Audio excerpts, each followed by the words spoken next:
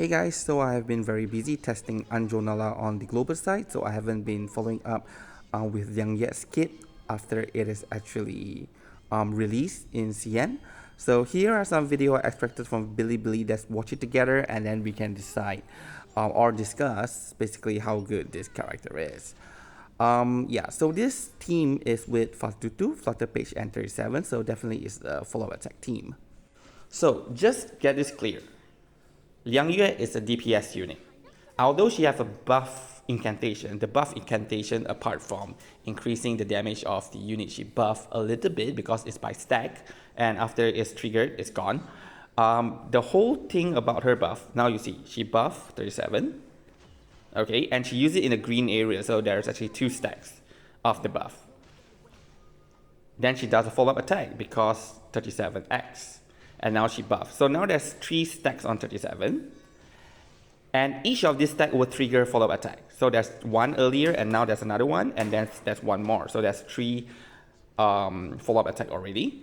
And now the enemy is attacking the party, and she does another follow-up attack. So there's total 4 follow-up attack because of her buff. So if you use her buff on the red zone, then she will just be doing 1 follow-up. If you do it on the green zone, she will do 2 follow-up attack. So her buff is actually just damage. It's actually attack, right? And what she does is her S1 attack anyway. So means if you use her attack or her buff, she will still be doing follow attacks. I mean, she will still be doing her S1 attack. So based on how you want to play her, there's actually different ways to play her kit. Because if this one is green, you see there's this thing that is flipping. That is her her charges. Like once you have her ultimate up, and then there will be this bar on the right, bottom right that you saw just now. And if you use a lot of the green area, it will flip to green and it will do an AoE attack that poison and burns the enemy. And that is actually particularly good for poison team as well as burn team. And if you are going more for the rate, then she will trigger an attack that has high crit rate and high crit damage. So I believe that will deal more damage. So if that team, you kind of like, you want to have Lopera and, characters like that, and she will be doing a lot of damage. Another method is you have a balance between both. Then the amount of charge that is needed to charge the ultimate or to charge that, whatever you call it, that bar, will be lower. So like now you need like 5 charges, and 5 charges because she probably is P1 or P2. If she's P0, I think you need 6 charges. Yeah, but if you have equal balance, then she will gain a buff, and that buff will lower the number of charge required to charge that. So she will be doing AoE mass attack more frequently. Okay, so that is with 37. And this next video here, look at her damage. So this is with Lopera. So this is the crit build. Look, 400,000 damage from the AoE attack. And this single target attack, 600,000. I'm not exactly sure. Probably they are fighting against a lower defense boss, so she can do crazy damage. But with all the buff, Lopera, Mercuria is crazy. And this one also, another version of it. And this is in Reverie. So I really think her damage is quite insane if you put her in the right team. So here's like Lopera, Flutterpage, and Mercuria. Everyone is just buffing up her damage. Look at that, 300,000, and the boss just died. Alright, 400,000. She kind of has that. I'm not sure exactly what's the reason, but sometimes she deal less, sometimes she deal more. Maybe it's something to do with Flutterpage or something with do her stacks. Not exactly sure yet about that. Okay, just another video. Right, Lopera is doing 20,000, and she is doing, I can't see, like over 100,000. Like, look at that, 300,000. Boom.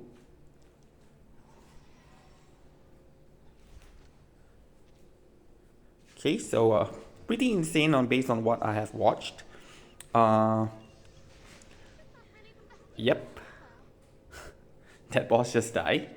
Just deleted it.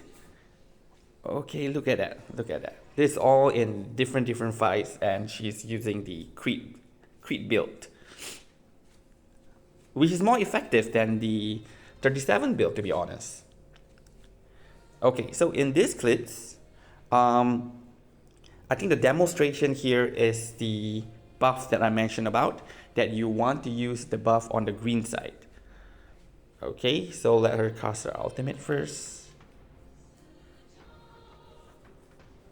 Okay, we have Villa here.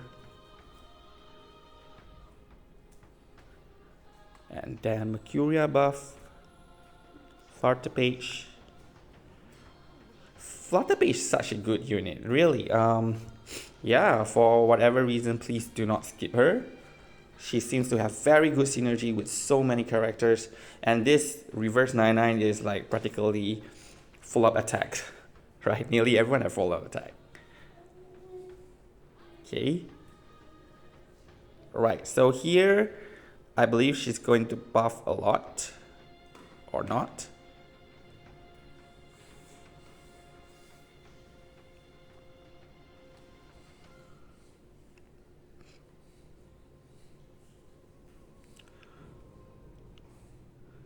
Okay, so but looking at it, I do prefer Lopera, right, instead of Villa in this team. And Liang Yue already provide a lot of damage reduction. So even Lopera single target healing, and it's not like AoE healing, it is fine.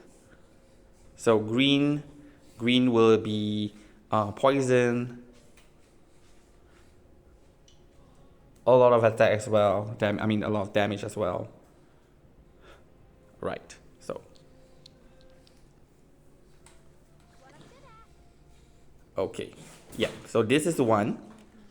You can see she buffed herself, and she buffed herself again. So that's 2 buff, and she used the attack. So total there will be 5 attack in this round. 5 attacks.